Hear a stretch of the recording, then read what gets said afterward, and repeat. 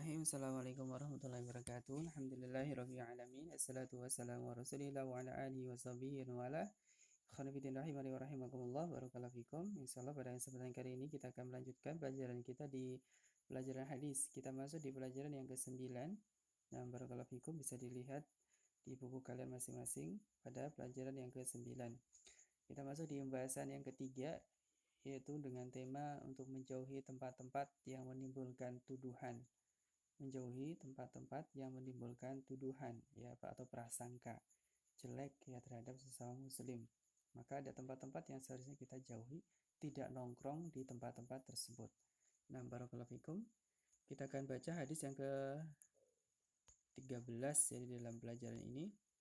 Tapi insya Allah ini hadisnya panjang, kita akan baca secara cepat saja dari maknanya langsung ya. Nah, bahwasanya hadis ini diriwayatkan dari sahabat Saubiyah, yaitu dari istri Nabi ya Shallallahu Alaihi Wasallam, Ummahatul Mukminin, yaitu Safiyah binti Huyai radhiyallahu anha. Berkata Rasul Sallallahu Alaihi Wasallam ya beriktikaf ya, lalu aku datang mengunjunginya pada suatu malam. Aku pun berbincang dengan beliau, lalu aku berdiri untuk kembali pulang. Maka beliau pun berdiri untuk mengantarku. Ya, waktu itu Sofiyah tinggal di rumah Usamah bin Zaid. Ya, tiba-tiba lewat ya, dua orang dari kalangan Ansor.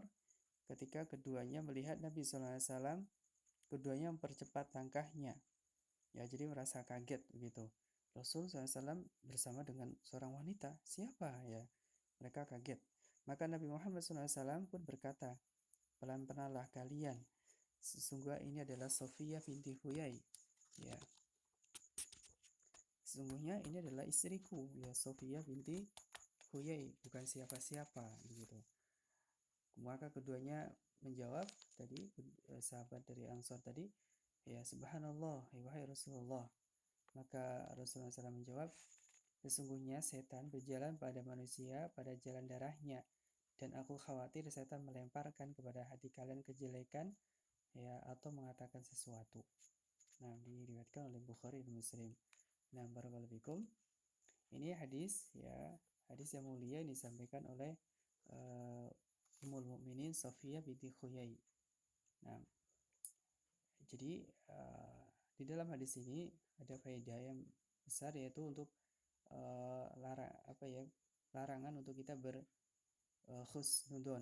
bersuudzon ya, berprasangka jelek kepada sesama muslim ya, larangan bersuudzon terhadap sesama muslim ya. Sebagai ini dikatakan di dalam hadis ini bahwasanya sahabat tadi, dua sahabat Ansor melihat Rasulullah SAW berjalan dengan seorang wanita ya, sehingga menimbulkan prasangka pada diri mereka ya. Makanya kita jangan dulu ya berprasangka jelek ya kalau kita melihat dari sesuatu yang mencurigakan yang terjadi pada saudara kita sebelum kita mengetahui kebenarannya. Maka asalnya adalah kita berprasangka baik dulu. Nah, barakallahu fikum. Kita masuk ke faedah hadisnya. Hadis ini menunjukkan akhlak mulia dari Nabi SAW ya, yang begitu lemah lembut pada umatnya. Juga menunjukkan bagaimana perhatian beliau terhadap apa yang bermanfaat bagi umatnya.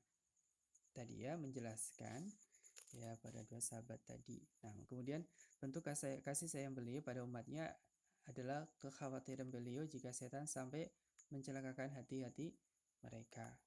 Nah, kemudian berprasangka buruk atau suudzon pada para nabi adalah salah satu bentuk dari kafiran. Ya, hal ini disepakati oleh para ulama atau ijma. Jadi hukum berprasangka jelek kepada nabi itu hukumnya kafir, keluar dari Islam ya. Nah, barakallahu fikum. Jadi kita tidak boleh berprasangka jelek sedikit pun kepada Nabi Shallallahu Alaihi Wasallam. Nah, karena beliau adalah uswah teladan ya sebagai sebaik-baik manusia. Nah, kemudian hadis ini menunjukkan bolehnya seorang istri mengunjungi suaminya sedang beriktikaf di masjid.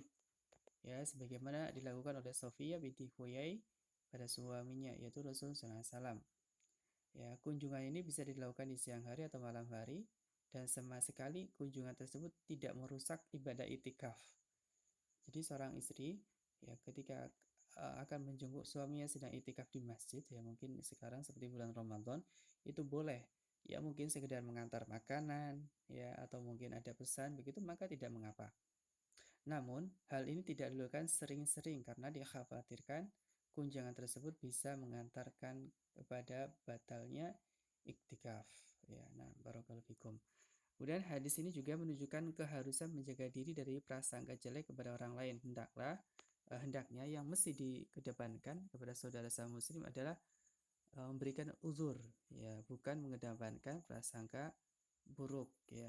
Nah, kemudian jika seorang melakukan suatu hal yang bisa dikira orang lain suatu kemungkaran, maka hendaklah ia beri penjelasan agar orang lain tersebut terhindar dari sikap suudon.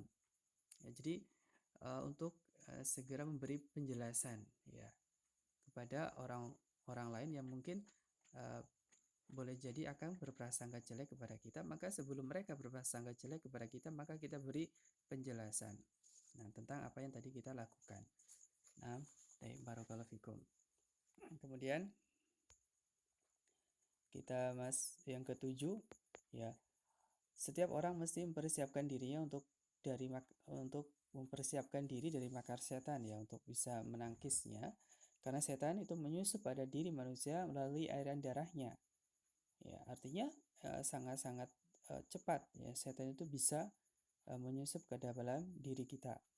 Yang dimaksud setan bisa menyusup pada aliran darah, ya, kata Al-Qadi bin Iyad rahimahullah, dimaknakan secara tekstual. Jadi apa adanya teksnya gitu. Artinya setan bisa menyusup seperti itu, ya, atas kehendak Allah Ta'ala, yaitu Allah menjadikan setan punya kekuatan dan kemampuan mengalir dalam tubuh manusia melalui aliran darah. Nah, kemudian bolehnya mengucapkan tasbih karena takjub, ya, atau merasa heran, ya, atau untuk mengagungkan sesuatu. Seperti tadi sahabat, ya, ketika melihat Rasulullah SAW menjelaskan bahwasanya yang berjalan bersamanya adalah istrinya sendiri. Nah, kemudian hadis di atas juga menunjukkan bolehnya seorang suami yang beriktikaf untuk berjalan bersama istrinya asal tidak sampai keluar masjid. Ya, dan hadis tersebut tidak menerangkan bahwa Rasulullah SAW keluar dari tempat iktikafnya, yaitu masjidnya. Ya, karena salah satu dari iktikaf itu tidak boleh keluar dari masjid kecuali ada uzur, ya. Kecuali ada uzur. Dia boleh keluar dari masjid mungkin karena mencari makanan, mungkin untuk berbuka puasa, maka itu tidak mengapa.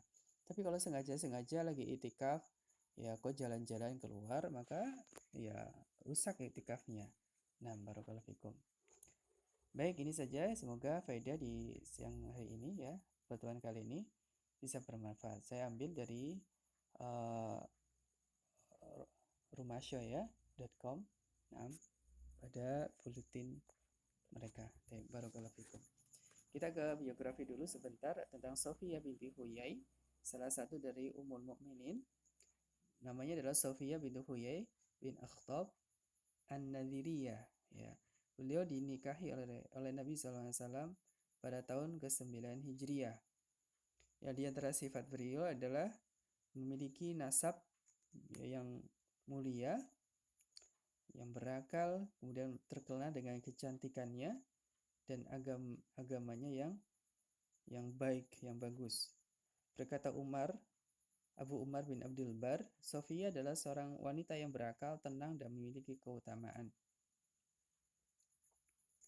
Dan Sofia ini sering membuat istri-istri Nabi SAW yang lainnya itu cemburu. Karena Sofia ini terkenal dengan kecantikannya. Nah, barakallahu fikum. Tapi ini sedikit tentang Sofia binti Huyai, salah satu dari Ummahatul Mukminin, Ummul Mukminin, ya. Nah, radhiyallahu anhum. Baik. Sampai di sini dulu, ya. Yang terakhir dulu tentang perilaku keseharian untuk menjauhi tempat-tempat yang dapat menimbulkan prasangka. Ya, tadi, ya, seperti duduk-duduk di tempat-tempat umum, kalau tidak ada pentingnya, ya jangan duduk-duduk di situ, ya. Nah, kalau tidak ada manfaatnya, jangan duduk-duduk di tempat yang umum, di pinggir jalan, atau yang semisalnya tadi berarti di depan masjid, ya. Kalau bisa langsung aja masjid masuk di dalamnya. Nah, kemudian untuk berbaik sangka terhadap setiap muslim, ya. Untuk berbaik sangka ya terhadap setiap muslim, memberikan uzur dahulu sebelum kita menuduh. Nah, barakallahu fikum. Ini saja, wallahu taala alam. Mudah-mudahan bisa bermanfaat. Subhanakallahumma bihamdika asyhadu an la ilaha illa anta astaghfiruka wa atubu ilaik. Assalamualaikum warahmatullahi wabarakatuh.